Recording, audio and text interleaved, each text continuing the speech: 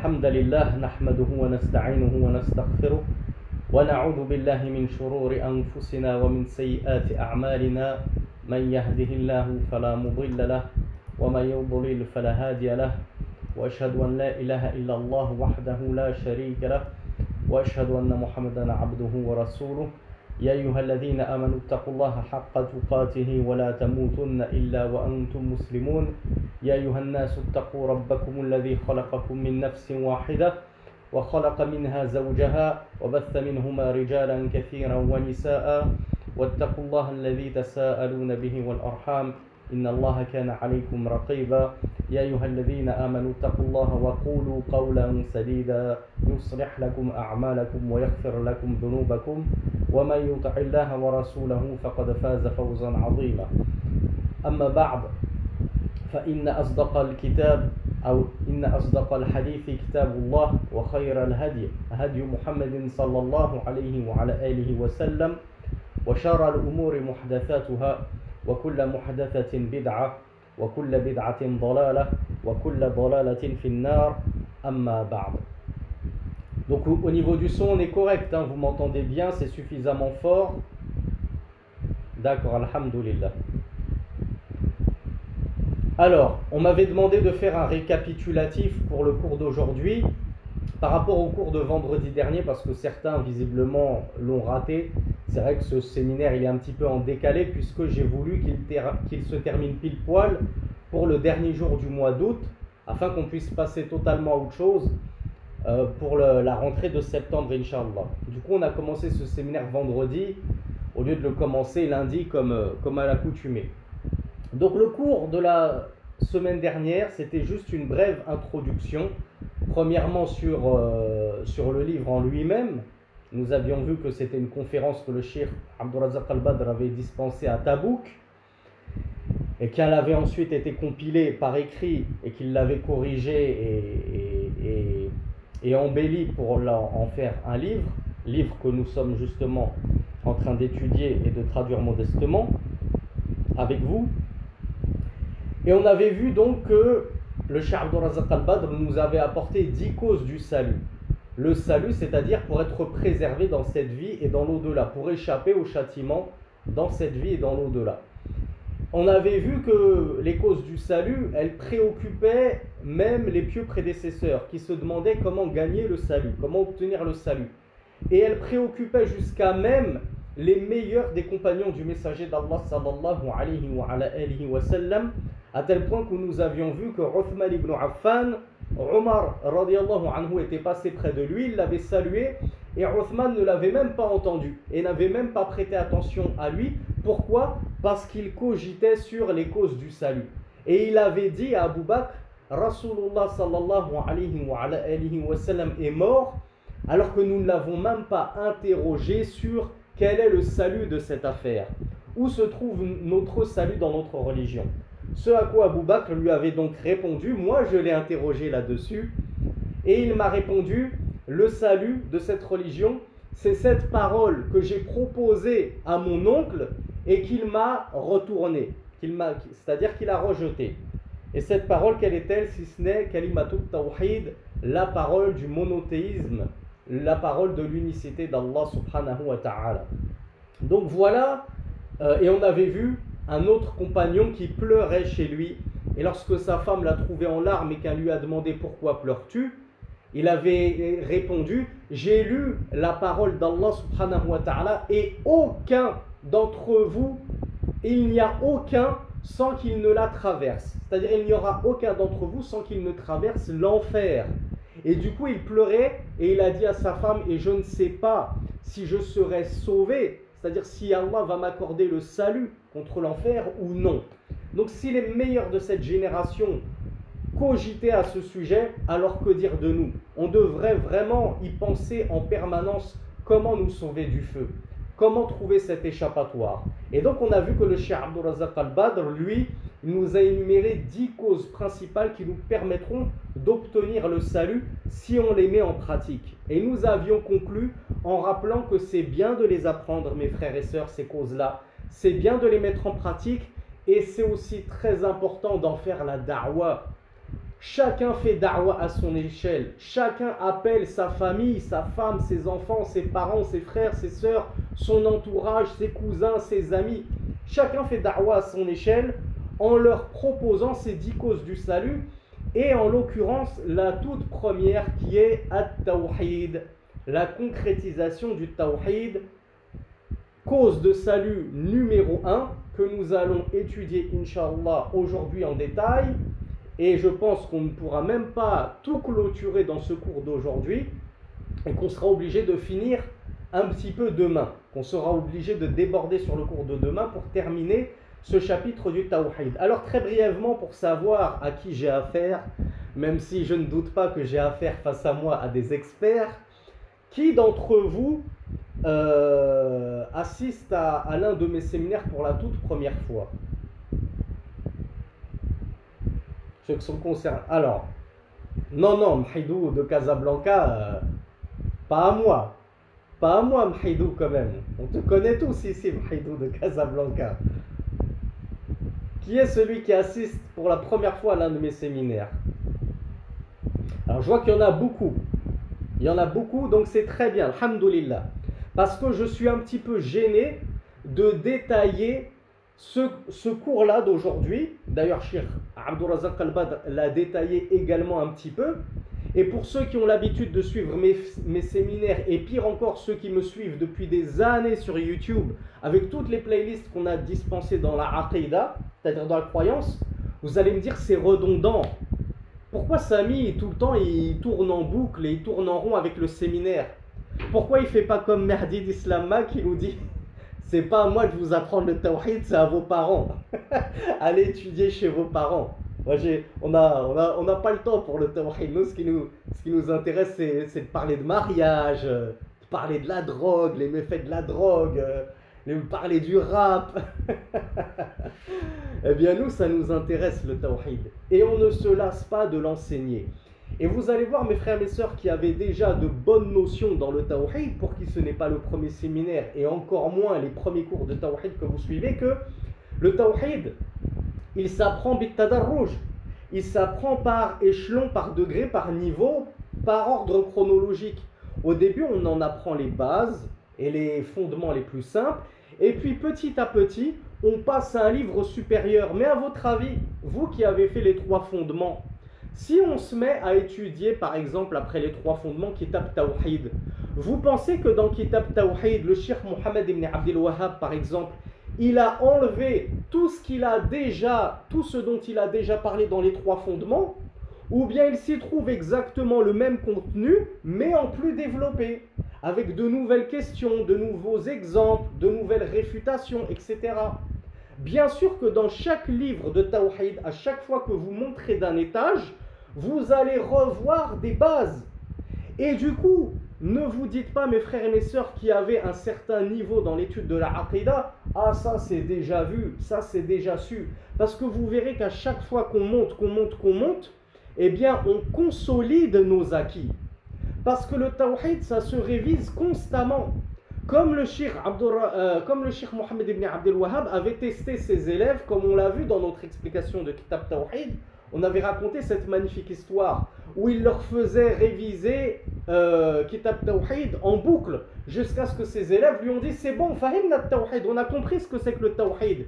Il ne voulait pas revoir et réétudier Kitab Tawhid une énième fois. Eh bien, il les avait testés là-dessus et les élèves avaient échoué au test. Donc voilà pourquoi le Tawhid, il faut constamment le revoir et ce n'est jamais du temps de perdu. Ne vous dites pas c'est du temps de perdu, c'est bien de passer à autre chose. Ça ne va jamais vous tuer de consolider vos acquis et en même temps d'apprendre de nouvelles fawaïd, de nouveaux chapitres, de nouvelles informations au sujet de la croyance et du dogme. Voilà pourquoi même quand vous aurez atteint, entre guillemets, l'apogée avec al-Aqidah al-Tahawiyya, même si on peut toujours pousser après al-Aqidah al-Tahawiyya, comme je vous en ai mentionné, le tadarruj, la graduation dans une playlist qui s'appelle Livres pour étudier en sciences, où j'ai décrit chaque matière et quel livre étudier, vous allez voir que même en étudiant al-Aqidah al-Tahawiyya, qui est au-dessus de Kitab Tawhid, dans l'ordre chronologique d'études, eh bien vous allez voir que vous allez revoir toutes vos anciennes bases. afin de bien les consolider et ensuite vous allez apprendre de nouvelles informations. Donc là, ce séminaire, on va voir des choses qui, pour ceux qui me suivent depuis longtemps, vont sembler évidentes. Mais, alhamdoulilah, ça va vous permettre de maîtriser sur le bout des doigts ces bases-là, afin que vous puissiez faire da'wa à vos familles, à vos proches, à vos entourages, ala bayyinatin, avec clairvoyance, en étant solidement ancré sur vos appuis, sur vos fondements. Que vous ne soyez pas épris de doute, ah finalement, je ne suis plus très sûr au sujet de cette question, si c'est comme ci ou comme cela. Donc on passe sans plus tarder, après cette introduction de ma part, pour vous dire, ne vous lassez pas d'étudier le tawhid, mes frères et mes sœurs, avec Al-Mujibul Awwal, la première cause du salut, qui est Tawhidullah wa ikhlasuddin lillah. Donc c'est le monothéisme d'Allah, et le fait, alors Ikhlasuddin, ceux qui ont un bon niveau dans le tawhid, c'est un mot que maintenant on n'a plus besoin de traduire, qui nous explique en français comment on définit al-ikhlas. Ikhlasuddin lillah. Alors il y a Imran qui me parle de sincérité et on avait dit que non, c'est pas ça justement, puisque la sincérité c'est as-sidq. On avait parlé justement de Abu Bakr as-Siddiq parce qu'il avait déclaré véridique le prophète sallallahu alayhi wa sallam. Donc il y a Amin et Ibn F qui m'ont apporté la bonne réponse. Takin aussi, très joli prénom, Takin, que je ne connaissais pas. Abdus Sami' également, il m'a apporté la bonne réponse. Imran aussi, Al-Kal aussi. Alors vous êtes nombreux, alhamdoulilah, à avoir, vous voyez, le fait de vous interroger sur des bases précédentes, on voit qu'il y en a qui ne sont toujours pas d'attaque à répondre du tac au tac avec une bonne réponse. Parfois on doute et on donne des réponses qui ne sont pas très très justes. Donc sincérité, c'est pas ce qui est voulu par Al-Ikhlas. Al-Ikhlas, c'est l'exclusivité, en l'occurrence du culte. C'est-à-dire que mon culte, tout mérite, toutes mes adorations, je les voue en exclusivité à Allah subhanahu wa ta'ala. Elles ne s'adressent qu'à lui, mes adorations. Ensuite, je peux vouer ma prière en exclusivité à Allah subhanahu wa ta'ala sans pour autant être sincère. Je peux être hypocrite dans ma prière que je voue exclusivement à Allah subhanahu wa ta'ala. Donc sincérité et pureté d'intention, comme me l'ont traduit certains, la pureté du culte, c'est-à-dire que mon culte il est tellement voué à Allah en toute exclusivité qu'il est purifié de toute association, je n'associe personne à Allah dans mon adoration. Ce sont deux des conditions de la ilaha illallah dont nous avons parlé dans plusieurs playlists et notamment dans la playlist 200 questions-réponses de Cheikh Hafid al-Hakami. Donc voilà ce que c'est Tawhidullah, le monothéisme, wa ikhlasuddin lahu, le fait de lui vouer en exclusivité notre religion. C'est-à-dire qu'on ne la voue à personne d'autre que lui et on ne lui associe personne dans cette religion-là. Ça, c'est la cause numéro 1 du salut. Le shir nous dit, alors avant de voir qu'est-ce qu'il en dit le shir, je vais vous poser une question à laquelle on a déjà apporté la réponse le cours dernier, mais on va voir si vous avez été attentif à cela. Est-ce qu'il est possible d'obtenir le salut si je mets en pratique 95% des causes, des 10 causes que nous allons voir aujourd'hui, sans mettre en pratique cette première cause qui est le tawhid? En l'occurrence, est-ce qu'il est possible, par exemple, pour un super chrétien, super gentil, qui fait des sadaqat toute l'année, il jeûne, il prie, il part au pèlerinage à Lourdes, il fait toutes les œuvres du bien qui existent, sauf le tawhid, puisque lui, il n'a pas le tawhid, il a al-ishraku billah. Lui, il a l'association à Allah. Donc, alhamdoulilah, je vois que ça a été une réponse unanime et collégiale. Celui qui n'apporte pas le tawhid ne trouvera jamais le salut. Peu importe tout le bien qu'il aura fait dans sa vie, même s'il a fait du bien dans sa vie pendant 100 années, Allah lui a allongé sa vie jusqu'à 100 ans, toute sa vie il a fait du bien, des aumônes, etc. S'il meurt sur le shirk, l'association et le kufr, la mécréance, il ne goûtera jamais au salut. Du coup, ça veut dire quoi, il ne goûtera jamais au salut? Ça veut dire qu'il ira en enfer et puis Allah le fera sortir au bout de quelques milliards d'années pour entrer au paradis pour le prix de toutes les bonnes œuvres qu'il a fait. Alors on est d'accord mes frères et mes sœurs, pour lui c'est l'enfer éternel. Comme je vous l'ai dit, ça peut être des questions qui vous paraissent entre guillemets bêtes, simplistes, que vous connaissez par cœur, mais il y en a parmi nous qui assistent au séminaire pour la première fois et qui débutent dans la Aqidah et qui ne connaissent pas forcément ces questions qui vous paraissent justement évidentes. Pourquoi ces questions elles vous paraissent évidentes à vous?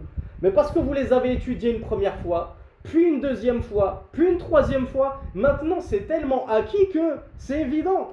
C'est comme si je vous demandais le mot en arabe akala. Qu'est-ce que ça veut dire akala? Au début, tu ne savais pas. Tu l'as appris une première fois, tu l'as oublié la semaine suivante. Tu l'as revu une deuxième fois, tu l'as encore oublié la semaine suivante. Tu l'as revu une troisième fois. Maintenant, je te dis akala. Akala, ça veut dire il a mangé. C'est évident. Je ne doute plus. Plus je revois mes informations et plus je suis à la bayyinatin.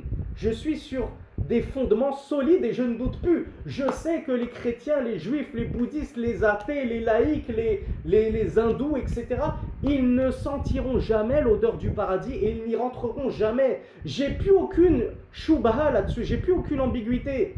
Même si Osman Timera et je ne sais plus quel charlatan de l'islam vient nous faire des cours pendant 1 heure pour nous expliquer que on ne sait pas, peut-être que les juifs et les chrétiens iront au paradis. Non, moi je sais qu'ils ne sentiront même pas son odeur. Alors que dire d'y rentrer? Donc voilà pourquoi le shir Abdurrazaq al-Badr nous dit فَأَعْظَمُ أَسْبَابِ النَّجَاةِ يَوْمَ الْقِيَامَةِ بَلْ لَا نَجَاةَ إِلَّا بِهِ تَوْحِيدُ اللَّهِ عَزَّ وَجَلَّ وَإِخْلَاصُ الدِّينِ لِلَّهِ. Il nous dit la plus immense cause de salut au jour de la résurrection, ce qui te sauvera du châtiment de l'enfer, c'est, et il nous dit, et plus que cela, la cause sans laquelle il n'y a nul salut, aucun salut ne pourra être obtenu sans l'apport de cette cause-là, c'est le tawhid, c'est le monothéisme d'Allah subhanahu wa ta'ala. Le monothéisme d'Allah, c'est l'exact opposé de l'association. C'est-à-dire ne vouer nos adorations qu'à Allah subhanahu wa ta'ala. Ne détourner aucune adoration à un autre qu'Allah subhanahu wa ta'ala. Mes frères qui êtes confirmés dans la aqidah, vous pouvez rappeler à nos amis débutants, celui qui détourne une adoration sur 100 adorations, est-ce qu'on le considère globalement musulman croyant ou on le considère mécréant, associateur, alors qu'il n'a détourné qu'une seule adoration sur toutes les adorations qui existent? Parmi les adorations, il y a la prière, l'invocation, l'immolation, le pèlerinage, le jeûne, etc., etc. Lui, il n'en a détourné qu'une seule, admettons l'invocation. Lui, ça lui arrive d'invoquer un autre qu'Allah. Il invoque Allah et de temps en temps, il invoque le prophète, sallallahu alayhi wa sallam. De temps en temps, il invoque son gourou. C'est un soufi, on lui a dit qu'il fallait invoquer Sidi Jilani, etc. Une telle personne, comme vous me l'avez brillamment dit, il est considéré comme mécréant associateur. Même si c'est une seule adoration sur toutes les adorations qui existent qu'il a détournées. Une goutte d'association, comme on le dit toujours, dans l'océan de Tawhid, ça corrompt tout ton Tawhid. Et une goutte d'urine dans un océan d'eau, est-ce que ça corrompt l'eau? Nos amis qui étudient le fiqh avec nous ou pas avec nous?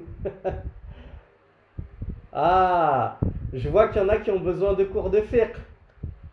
Je vois qu'il y en a qui ont besoin de cours de fiqh et c'est pas faute de vous en dispenser plus sous tous les aspects. On a fait al-mulakhas al-fiqhi, on a fait minhaj al-muslim.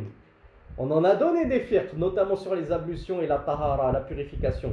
Une goutte d'urine, notamment l'urine humaine, dans un océan d'eau, et ce qu'on appelle al-qullatayn, 2 grands chaudrons d'eau, on va appeler ça comme ça ne souille pas la pureté de l'eau. L'eau, elle reste pure et purificatrice, pure en elle-même, et elle purifie, elle peut te purifier si tu fais tes ablutions avec. Par contre, une goutte de shirk dans un océan de tawhid, là par contre ça corrompt. C'est différent de l'exemple du fiqh. Le fiqh, c'est la jurisprudence islamique.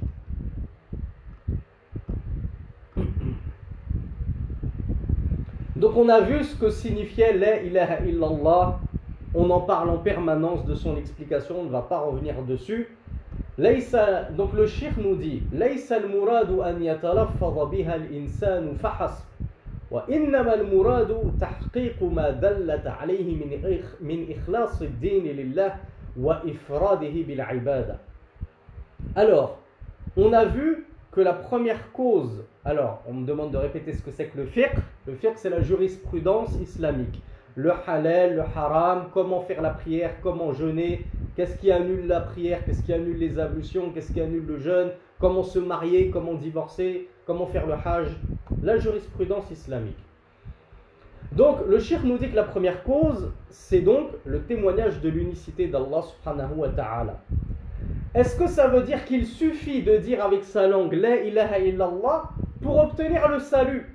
Et alors je suis tranquille, je suis sûr de ne jamais être touché par les flammes de l'enfer. Alors il y a Gulay qui me dit qu'il faut s'écarter du shirk. Qui peut m'apporter une autre réponse que Gulay? Voilà, Ibn F m'apporte la réponse que je voulais entendre. Hana aussi. Il faut faire les causes, c'est-à-dire il faut appliquer cette parole. Donc voilà pourquoi le shirk, Abdul Razak al-Badr nous dit que la première cause de salut qui est le monothéisme, ce qu'il faut comprendre par cela, ce n'est pas juste la parole de monothéisme qu'on prononce avec sa langue et puis c'est tout. J'ai dit la ilaha illallah, c'est bon, j'ai mon ticket pour entrer au paradis, maintenant je peux faire ce que je veux. Comme on l'a vu dans le cours précédent, Ma darra Uthman ma amila ba'da al-yawm.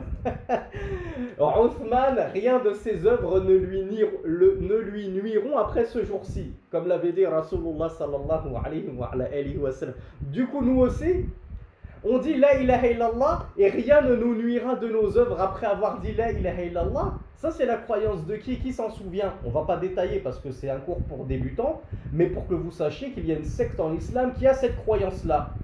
Il y a une secte qui vous dit il suffit de dire la ilaha illallah et ça y est, vous entrerez tous au paradis, vous serez préservés de l'enfer. Aucune chance que l'enfer ne vous touche. Qui connaît le nom de cette secte? Al-Murji'a. Je crois qu'en français on dit les Mourjites. Donc le shirk nous dit, ce n'est pas comme ça qu'il faut comprendre la cause numéro 1 du salut. Ce n'est pas juste une simple parole, mais il faut le comprendre comme il est indispensable de mettre en application tout ce qu'implique justement cette parole de tawhid. Si moi je prétends qu'il n'y a d'autre Dieu qu'Allah, et dans le même temps je vais accrocher une main de Fatma sur le rétroviseur de ma voiture, est-ce que j'ai réellement mis en pratique cette parole-là? Ou bien mon acte d'accrocher cette main de Fatma ou cet œil, je ne sais plus comment vous m'aviez dit qu'ils s'appelaient les Turcs, l'œil bleu là des Turcs, le Nazar. Si je fais cet acte-là en soi, c'est du polythéisme, le fait de croire en la protection d'une amulette comme ça, d'un œil, d'une main, ça c'est un acte de polythéisme. Eh bien cet acte de polythéisme, il s'oppose frontalement à ma prétention qu'il n'y a d'autre Dieu qu'Allah. Si je dis qu'il n'y a d'autre Dieu qu'Allah, ça veut dire que cette main de Fatma, ce Nazar, cet œil bleu là, il ne peut ni me protéger, ni me nuire, ni me bénéficier en quoi que ce soit. Donc vous voyez, ce n'est pas juste une simple parole, le monothéisme. Ce sont des actes, c'est une croyance dans le cœur, une parole sur la langue et des actes au quotidien. Je dois prouver mon monothéisme à Allah subhanahu wa ta'ala. Dans ma vie de tous les jours, je dois le pratiquer. Et je dois m'écarter, comme nous l'avait dit notre sœur Gulay, de tout le shirk qui existe. Toutes ces superstitions associatrices, passer sous une échelle, ça porte malheur. Trouver un trèfle à 4 feuilles, ça porte bonheur, etc., etc. Tout ça, moi, je le rejette dans ma vie. Je n'y crois pas. Je ne crois en une seule, je crois en une seule chose, c'est Allah subhanahu wa ta'ala. Donc voilà pourquoi le Cheikh Abdul Razak al-Badr, il nous dit ce qui est voulu par cette cause numéro 1 du salut, c'est oui, prononcer l'attestation de foi, bien sûr, mais c'est surtout la mettre en pratique en vouant toutes tes adorations à Allah subhanahu wa ta'ala. Est-ce que avoir espoir en quelque chose et crainte en quelque chose, c'est une adoration? Placer tous ses espoirs en une chose. Moi, je place tous mes espoirs justement dans cette main de Fatma pour qu'elle me protège du mauvais œil. Est-ce que ça, c'est une adoration? Oui, nous avons étudié que c'était une adoration. Du coup, celui qui va placer son espoir en un nazar, un œil bleu, en se disant ça va me protéger du mauvais œil, il a associé en Allah, qu'il s'en rende compte ou non. Malheureusement, Akhi, que tu t'en rendes compte ou non, tu as associé à Allah subhanahu wa ta'ala. Et je vous renvoie à notre modeste séminaire sur les 4 règles qu'on a intitulé Comprendre le Tawhid et le Shirk pour plus de détails à ce sujet. Comme vous vous en doutez, ici, ce n'est pas un séminaire sur le Tawhid où on va parler du Tawhid pendant 10 heures. Là, on consacre 1 heure sur le Tawhid, ensuite, il va falloir qu'on passe à autre chose. Donc, il convient, mes frères et mes sœurs, que vous ne vous contentiez pas de miettes d'études du Tawhid et que le Tawhid, vous y plongez comme ça, les 2 pieds joints, la tête la première, et que vous vous régaliez, que vous soyez comme un poisson dans l'eau dans l'étude du Tawhid. Et modestement, j'estime avoir fait quelques maigres efforts pour vous proposer suffisamment de contenu sur le Tawhid.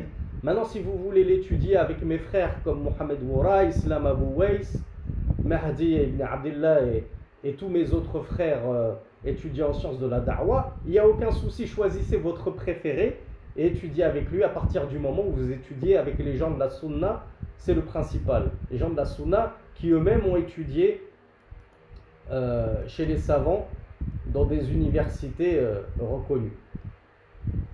فالتوحيد هو الغاية التي خلق الله الخلق لأجلها وأوجدهم لتحقيقها كما قال الله سبحانه وتعالى وما خلقت الجن والإنس إلا ليعبدون وكما قال وقضى ربك ألا تعبدوا إلا إياه وقال سبحانه وتعالى وما أمروا إلا ليعبدوا الله مخلصين له الدين حنفاء. Ce fameux tawhid, alors je vous pose une question avant. Question que je vous ai déjà posée plein de fois. Mais on va voir si les débutants qui nous suivent connaissent la réponse à cette question, même si pour vous, qui avez l'habitude de mes séminaires, c'est acquis, vu et revu, il n'y a plus aucun doute dessus. Quel est le but de notre création? Pourquoi sommes-nous sur terre?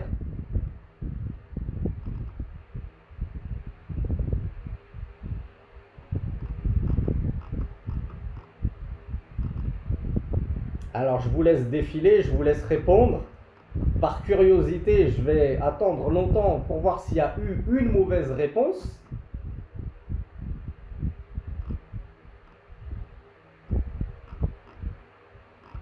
Alors bravo à tous, je n'ai pas vu de mauvaise réponse à cette question. La bonne réponse, c'est pour adorer Allah, tout simplement. Notre seul objectif, est-ce qu'il y a un autre objectif sur terre? Est-ce qu'il y a 2 objectifs concomitants? Le principal objectif numéro 1, Allah Azza wa Jal nous dit dans le Coran, comme dans la sourate Al-Dhariyat, celle qui éparpille, verset 56, et je n'ai créé les djinns et les hommes que pour qu'ils m'adorent. Est-ce que vous imaginez que même les djinns, c'est qui les djinns déjà? Qui sait ce que c'est qu'un djinn? Ah, mauvaise réponse de notre ami Abu Ishaq. Vous voyez, je pose des questions simples et pourtant, on a parfois des mauvaises réponses. Les gens pensent être sûrs de bien connaître le sujet. Il faut toujours réviser constamment sa croyance et son dogme. Alors, il y a Camille qui me dit une autre création. J'aurais aimé qu'on détaille un peu plus. Alors, Merdi nous dit ceux qui sont dans le monde de l'invisible. Effectivement, Al-Kal nous parle de créatures de feu. Alors Hanae, mauvaise réponse, Hanae qui me dit la première création d'Allah. Non, pas du tout. Pas du tout la première création d'Allah. Nous, on diverge, Ahlus Sunnah diverge sur la première création d'Allah à notre échelle, de ce que nous connaissons de par la révélation. Est-ce que c'est la plume ou le trône d'Allah? Donc ce n'est pas du tout les djinns, la première création d'Allah. Alors Bin Salim me dit c'est des êtres de feu créés d'un feu sans fumée. Alors voilà, les djinns, ce sont des créatures qu'Allah subhanahu wa ta'ala avait créées avant les hommes. Et il les a créés effectivement d'un feu, sans fumée, tout comme nous, les hommes, nous avons créé d'eau ou de boue, d'argile, de terre, comme Allah Azza wa Jal décrit notre création de différentes manières. Donc les djinns étaient sur terre avant nous. Donc Allah subhanahu wa ta'ala nous dit que même leur création à eux, les djinns, avant nous, Allah ne les a créés que dans un objectif, c'est qu'ils l'adorent. Donc les djinns également sont soumis à cet impératif d'adorer Allah subhanahu wa ta'ala. Tout comme nous sommes soumis à cela. Alors pourquoi je disais que, je ne sais plus, c'était Abu Ishaq qui nous disait, il avait dit les démons, je lui ai dit mauvaise réponse, c'est parce que parmi les djinns, il y a oui des démons, mais il y a aussi des musulmans.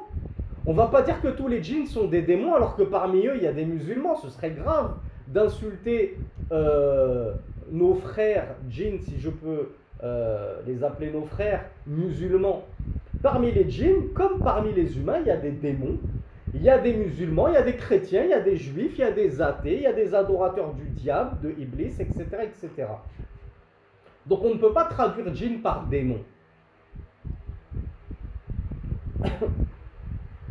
Et effectivement, les djinns relèvent du monde de l'invisible, on ne peut pas les voir. Mais il arrive qu'ils peuvent prendre des formes, des apparences et se manifester à nous. Mais de base, on ne les voit pas, mais eux, ils nous voient.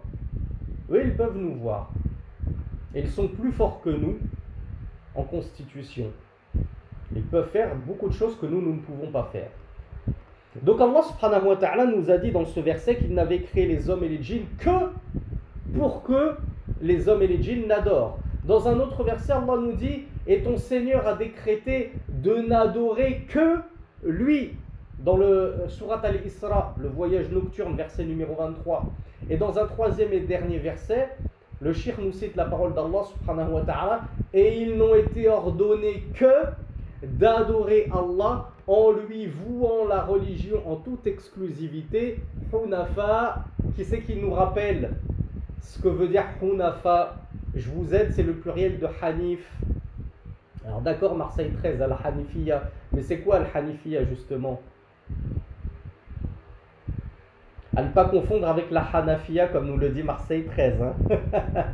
La Hanafiya, c'est l'école d'Abu Hanifa. Al-Hanifiya, voilà, Hanaïm me dit c'est le dogme d'Abraham. Effectivement, c'est la religion d'Abraham, mais c'est-à-dire le tawhid pur. Loin de toute association à Allah subhanahu wa ta'ala. Donc dans la sourate Al-Bayyina, la preuve éclatante, verset 5, Allah subhanahu wa ta'ala nous explique qu'il n'a ordonné aux gens qu'une seule chose, c'est de l'adorer lui seul, en lui vouant toute leur religion, en étant de parfaits monothéistes, c'est-à-dire en s'éloignant de tout shirk, de toute association. فَأَسَاسُ النَّجَاةِ وَالْفَلَاحِ يوم القيامة توحيد الله وهذه النجاة الحاصلة بالتوحيد على النوعين. Donc le shir nous dit que la base numéro 1 du salut et de la réussite au jour de la résurrection, c'est le monothéisme d'Allah subhanahu wa ta'ala. Et ce monothéisme d'Allah subhanahu wa ta'ala, il va se présenter, plutôt ce salut par le monothéisme, il va se présenter sous deux formes. Al-awwal, najatun min dukhulin nar. Alors, je vais plutôt vous poser la question. Celui qui apporte le monothéisme, mes frères et mes sœurs, quelle est sa situation devant Allah au jour de la résurrection? Qu'est-ce qu'il va se passer pour lui, le monothéiste, au jour de la résurrection? Alors je veux une réponse détaillée et précise. Il y a Marie par exemple qui nous dit « Il ne demeurera pas éternellement dans le feu ». Abdou Samir nous dit « Il sera sauvé du feu ». Marseille 13 aussi.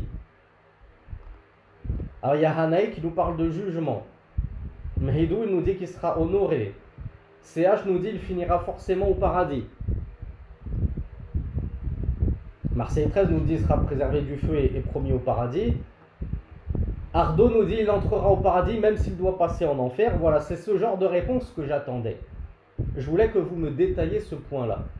Et on va lire directement ce que le shir Abdul Razak al-Badr nous explique sur le sort des croyants c'est-à-dire de ceux qui ont apporté le véritable monothéisme au jour de la résurrection. Premier cas de figure, al-awwal, najatun min dukhul an-nar, فالمرء إن كان محققا للتوحيد تحقيقا كاملا فإنه لن يدخل النار بل يكون دخوله للجنة دخولا أوليا بدون حساب ولا عذاب. Le premier cas de figure, et je demande à Allah subhanahu wa ta'ala qu'on fasse partie de ce cas de figure-là et de ces gens-là, c'est ceux qui rentreront au paradis sans châtiment et sans même jugement. À votre avis, qui sont-ils? Ces gens qui ne goûteront jamais à l'enfer. Dès le départ, ils seront introduits au paradis.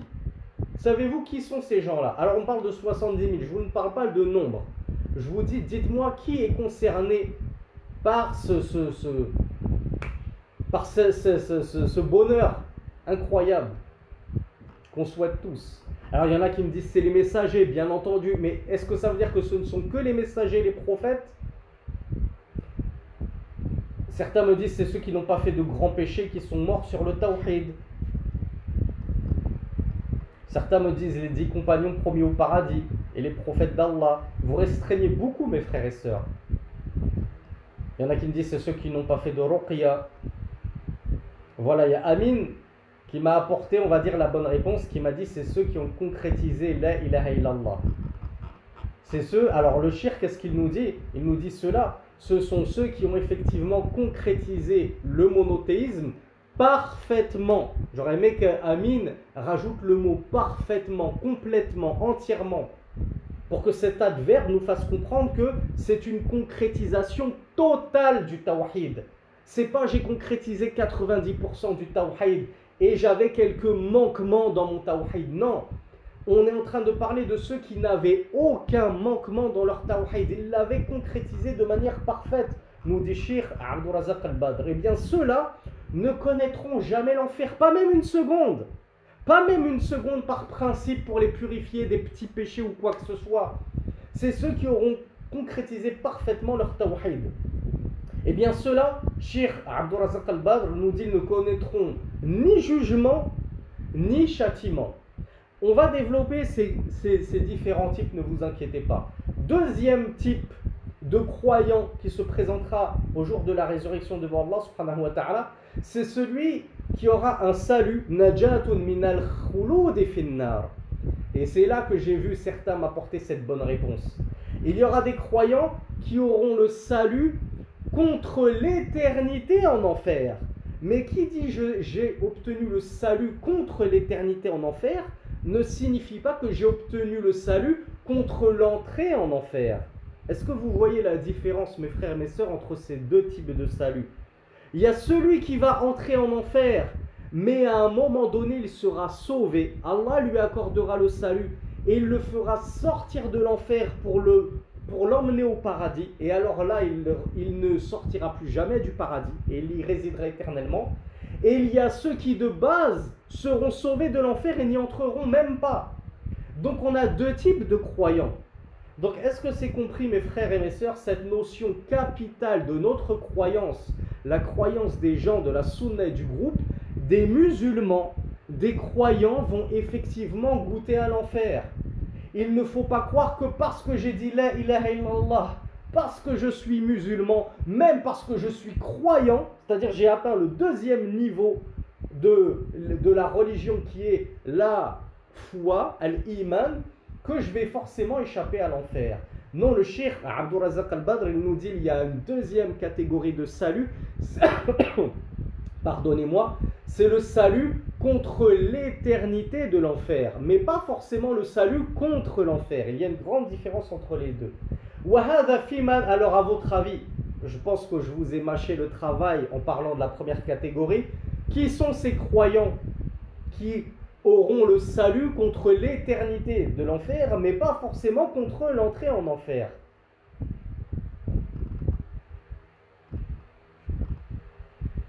Voilà, bravo CH.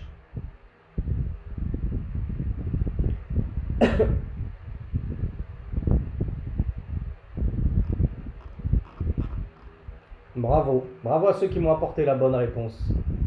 Ceux qui auront le salut contre l'éternité en enfer, mais pas forcément contre l'enfer, ce sont ceux qui auront certes apporté le tawhid, puisque nous avons dit au tout début, j'espère que vous ne l'avez pas déjà oublié, que celui qui de base n'avait pas apporté le tawhid, lui, il n'y a pas de salut pour lui.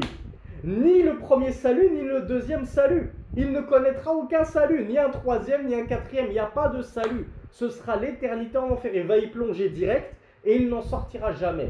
Mais le croyant qui va peut-être plonger en enfer si Allah en a décidé ainsi et qui sortira assurément de l'enfer lorsqu'Allah subhanahu wa ta'ala aura estimé qu'il a purgé sa peine, le Cheikh Abdurrazzaq al-Badr nous dit Hum man lam yukammil at-tawhid. Ce sont ceux qui n'ont pas complété leur tawhid. C'est-à-dire qu'ils n'ont pas concrétisé totalement et parfaitement le monothéisme d'Allah subhanahu wa ta'ala. وَلَمْ يُتَمِّمْهُ بَلْ وَقَعَتْ مِنْهُ جُمْلَةٌ مِنَ الْمَعَاصِ وَكَبِيرِ الذُّنُوبِ أَضْعَفَتْ إِيمَانَهُ وَتَوْحِيدَهُ. Et comme me l'ont dit certains d'entre vous, dont la sœur Marie, il me semble, ces personnes-là qui n'ont pas complété totalement leur tawhid, comment ont-ils vécu? Eh bien, leur tawhid, il était tellement incomplet que ceci les a poussés à commettre des péchés, nous dit Cheikh Abdurrazzaq al-Badr. Ceci les a fait tomber dans des kaba'ir, bien sûr pour lesquels ils ne se sont pas repentis. Si je me répands d'un péché majeur, Akhi Urti, est-ce que, dans cette vie d'ici-bas bien sûr, je suis mort en m'étant repenti de tous mes péchés majeurs, est-ce que Allah peut m'en tenir grief et me châtier pour ce péché majeur que j'ai commis alors que je m'en suis repenti, à tel point qu'Allah peut me faire tomber en enfer? Alors j'ai Ismaël qui m'a dit oui. Oui, c'est-à-dire oui, Allah il peut m'en tenir grief et me châtier pour cela et me faire tomber en enfer parce que j'ai commis ce péché majeur alors que je m'en suis pourtant repenti. Encore des questions qui paraissent simples à certains et qui pourtant ne sont pas si simples qu'on le croit pour nos débutants, nos amis débutants. La bonne réponse c'est que Allah subhanahu wa ta'ala ne te punira pas pour un péché pour lequel tu t'es repenti, dût-il être un péché majeur. Et ceci car le messager d'Allah sallallahu alayhi wa sallam a dit: celui qui s'est repenti est tel celui qui n'a jamais péché. C'est-à-dire qu'à chaque fois que tu te repens d'un péché, c'est comme si tu n'avais pas commis ce péché. Allah te l'efface et par conséquent si tu es tel celui qui n'a pas péché, comment Allah pourrait-il te tenir rigueur et te punir pour un péché qu'il a effacé et que c'est comme si tu n'avais pas péché? Donc, celui qui n'a pas concrétisé totalement son tawhid, eh bien ce manque de monothéisme d'Allah dans sa vie, il va le pousser à tomber dans des péchés majeurs même, qui vont diminuer sa foi, comme on est en train de le voir dans le séminaire du week-end. Je ne sais pas si la majorité d'entre vous assistent également au séminaire du week-end, puisque vous êtes plus nombreux en soirée que le midi. Et donc les péchés vont amenuire et diminuer son tawhid. Et alors à cause de ceci, il aura mérité son entrée en enfer. De la même façon que si ton garçon te désobéit lorsque tu lui interdis de manger trop de chocolat, trop de confiserie, et lorsqu'il te désobéit, tu le punis, et tu le mets dans le coin, ou tu le prives de dessert, ou je ne sais quoi, et bien de la même façon, si on désobéit à Allah subhanahu wa ta'ala, il est dans son droit de nous punir. C'est notre créateur, il nous a donné des ordres, on lui désobéit. Pourquoi Allah serait-il obligé de nous faire miséricorde? S'il nous punit, ce n'est pas de l'injustice, ce n'est pas de la méchanceté, c'est au contraire de la justice pure. Parce qu'il nous a dit, fais ceci, on ne l'a pas fait. La justice d'Allah, c'est qu'il nous sanctionne. Sinon, si Allah ne sanctionnait pas les désobéissants, est-ce que ce ne serait pas de l'injustice qu'il place les désobéissants au paradis sans jamais les châtier, et nous qui avons essayé toute notre vie d'obéir à Allah sans jamais lui désobéir, nous aussi il nous emmène au paradis? Est-ce qu'on ne serait pas en droit de dire à Allah, mais c'est injuste Allah, pourquoi nous on va au paradis et eux aussi? Alors que nous on a passé nos nuits en qiyamul layl, nos journées à jeûner, à lire le Coran, et eux ils n'ont rien fait, et ils t'ont désobéi toute la journée, et ils vont au paradis comme nous. Elle est là la justice. Donc Allah subhanahu wa ta'ala, s'il décide de nous punir, ce n'est pas de l'injustice. Et s'il décide de faire miséricorde à ceux qui ont péché, ne pensez pas que ces gens-là auront le même niveau que vous au paradis. Donc il n'y aura jamais d'injustice. Quoi qu'Allah décide de leur sort, il n'y aura jamais d'injustice. Je ne sais plus si c'est... Oui, c'est le cours dans le séminaire d'hier qu'on a vu ce verset. Allah Azza wa Jal nous dit à chacun un niveau, c'est-à-dire au paradis, en fonction de ce qu'ils auront œuvré. Donc ne t'inquiète pas, Akhi, ne t'inquiète pas, Orti. Plus tu œuvreras, plus tu vas t'élever en niveau et en degré au paradis. Même si Allah décide de faire miséricorde à quelqu'un qui a transgressé, qui lui a désobéi, Allah ne te lésera pas. Allah ne commet aucune injustice. Vous n'aurez pas le même degré au paradis. Donc le cheikh Abdul Razak al-Badr, il est en train de nous expliquer que les péchés peuvent effectivement être une cause de ton entrée au paradis. Alors justement, qui me rappelle brièvement pour nos amis débutants, celui qui va se présenter avec un monothéisme devant Allah, mais un monothéisme incomplet qui est mêlé de péché, de transgression, de désobéissance. Qu'est-ce qui va se passer pour lui? Voilà, bravo Mhido. Alors non Marie, mauvaise réponse de la part de Marie. Mauvaise réponse de Paola. Voilà, bravo Ibn F. Bravo Ardo. Bravo Abdou Samir. Sana, mauvaise réponse. J'ai bien fait de vous poser la question, subhanallah. Maintenant, je n'ai plus honte de vous poser des questions au niveau débutant. Parce que je me dis, subhanallah, il y a toujours des gens qui ne connaissent pas ces bases de notre religion, mes frères et mes sœurs. Donc ne m'en voulez pas ceux qui ont un niveau intermédiaire, qui disent on en a marre de Samy avec ces questions pour enfants de 6 ans. Pensez, soyez gentils, soyez sympathiques, soyez généreux et pensez à tous nos frères et sœurs débutants qui débutent la religion, qui font l'effort de prendre des cours, d'assister à des séminaires dans lesquels on parle de Aqidah. Et souvenez-vous qu'adhalika kuntum min qabl. Ainsi étiez-vous auparavant. Nous aussi on était à une époque où on ne connaissait rien.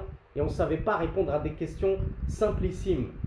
Le sort qui est réservé à celui qui va se présenter devant Allah avec un monothéisme incomplet et du coup des péchés, qu'ils soient mineurs ou majeurs, il est entre deux choses.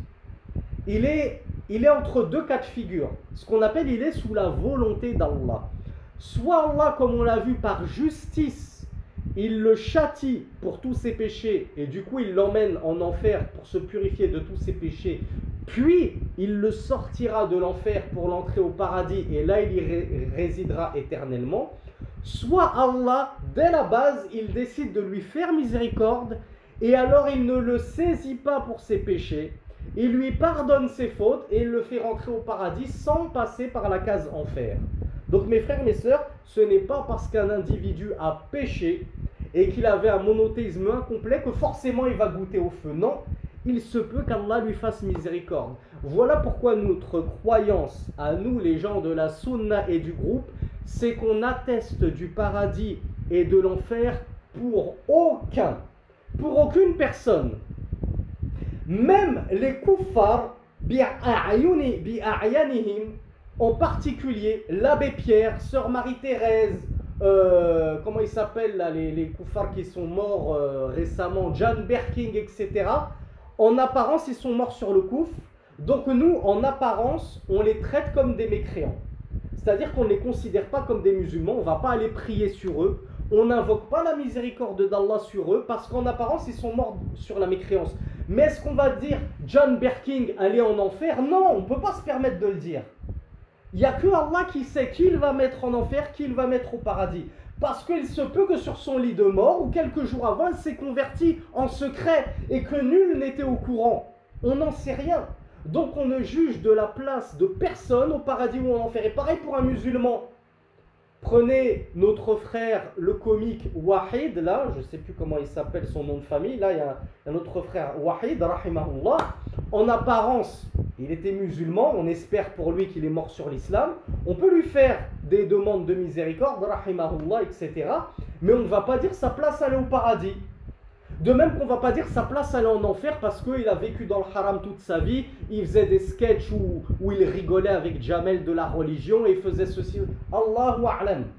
Allahu a'lam, sa place, où sera-t-elle? Donc, le musulman qui va rencontrer Allah avec des péchés, avec un tawhid qui était incomplet, seul Allah subhanahu wa ta'ala connaît sa place. Tout ce que l'on sait, c'est que sa destination finale, c'est-à-dire tout à la fin, là où il résidera pour l'éternité, ce sera le paradis. Est-ce qu'avant cela, sa première destination, ce sera le paradis ou l'enfer? Ça, on n'en sait rien. On dit qu'il est sous la volonté d'Allah. Il se peut qu'il passe un court séjour en enfer, il se peut qu'il passe un moyen séjour en enfer, il se peut qu'il passe un très long séjour en enfer, il se peut qu'il ne passe aucun séjour en enfer. Allahu a'lam.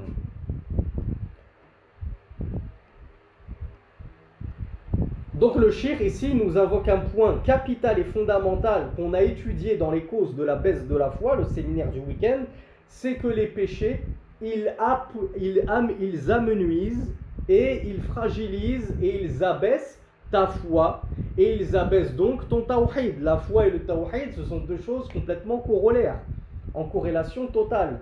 Donc plus tu vas pécher, plus ta foi va baisser, plus ton tawhid sera moins puissant, moins fort.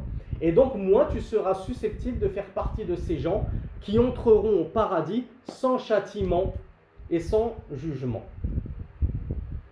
Voilà pourquoi le cheikh Abdurrazzaq al-Badr nous dit فَإِنَّ التَّوْحِيدَ سَيُنْجِيهِ مِنَ الْخُلُودِ فِي النَّارِ ثُمَّ يَكُونُ مَآلُهُ إِلَى الْجَنَّةِ.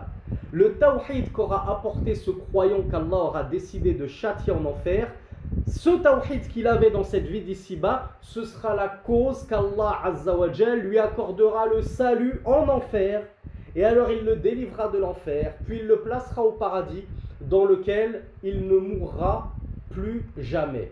Alors, petite question.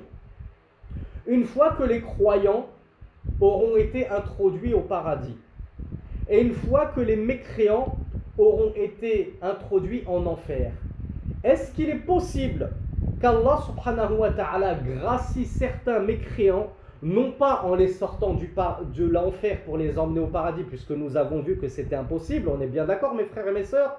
On a dit que c'était impossible qu'ils aient le salut, mais est-ce qu'il est possible qu'Allah subhanahu wa ta'ala mette fin à leur jour afin qu'ils ne souffrent plus, qu'ils les euthanasient et ça y est, ils deviennent poussière et ils sont entre guillemets sauvés du feu puisqu'ils deviennent cendres.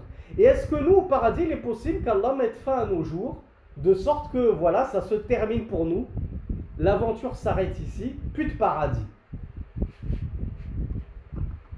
Alors j'ai vu une réponse de Gulay qui me dit c'est Allah qui décide.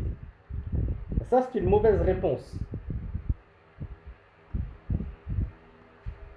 Alors il y a Hanel qui me dit c'est le prince du châtiment. J'ai pas compris.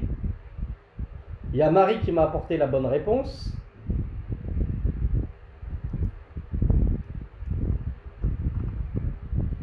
Il y a Marseille 13 qui m'a apporté la bonne réponse. The Niqabi aussi. Bon, il y en a plein qui m'ont apporté la bonne réponse en me disant juste non, c'est-à-dire impossible que le châtiment s'arrête et que le plaisir au paradis s'arrête. Et il y a Marie qui a poussé la réponse plus loin en m'apportant le hadith que j'attendais. Et on va clôturer le cours sur ce hadith qui devrait nous faire plaisir, tout comme il devrait nous faire peur. Comme vous le savez, le croyant, normalement, il est comme l'oiseau, il a deux ailes. Le croyant, il ne vole pas avec une seule aile comme ça, que d'un seul côté. Moi, j'ai espoir d'entrer au paradis. Je mise tout là-dessus. Et j'oublie qu'Allah, il est capable de me punir et qu'il est dur en châtiment.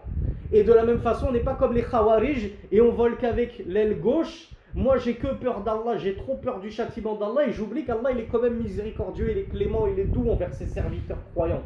On a deux ailes qui nous permettent de voler bien droit devant nous en direction d'Allah subhanahu wa ta'ala, c'est l'aile de la crainte et de l'espoir. Et c'est avec ces deux ailes-là qu'on doit cheminer vers Allah subhanahu wa ta'ala. J'ai espoir en Allah et en sa miséricorde et en son paradis, et j'ai peur d'Allah en son châtiment et en son enfer. Ce hadith, le messager d'Allah sallallahu alayhi wa sallam nous a dit que lorsqu'Allah aura fait rentrer les gens du paradis au paradis et les gens de l'enfer en enfer, il présentera un bélier blanc teinté de noir entre l'enfer et le paradis, de sorte que tout le monde puisse le voir, les gens du paradis et les gens de l'enfer. Et on fera crier aux gens du paradis, est-ce que vous le connaissez? Et ils diront oui, nous le connaissons. Allah leur inspirera de connaître ce bélier, ce qu'il signifie.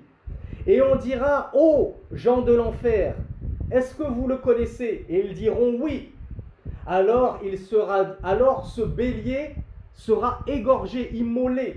C'est-à-dire qu'il sera tué et donc il mourra, ce bélier. Et ce bélier, ce sera la mort. Et alors il sera dit khuludun wala maut. Khuludun fala maut. Éternité sans mort. C'est-à-dire aux gens du paradis, restez-y éternellement et vous ne connaîtrez jamais la mort. Votre délice et vos plaisirs au paradis ne s'éteindront jamais, ne se termineront jamais. Et vous, gens de l'enfer, c'est-à-dire après qu'Allah ait sorti bien sûr les croyants de l'enfer, ô vous qui êtes restés en enfer et qui n'avez pas obtenu le salut d'Allah subhanahu wa ta'ala pour en sortir, ce sera pour vous l'éternité dans le châtiment sans mort. Vous ne mourrez jamais en enfer. Est-ce que vous imaginez un supplice pire que de connaître le tourment, l'affliction, la douleur sans jamais que ça s'arrête?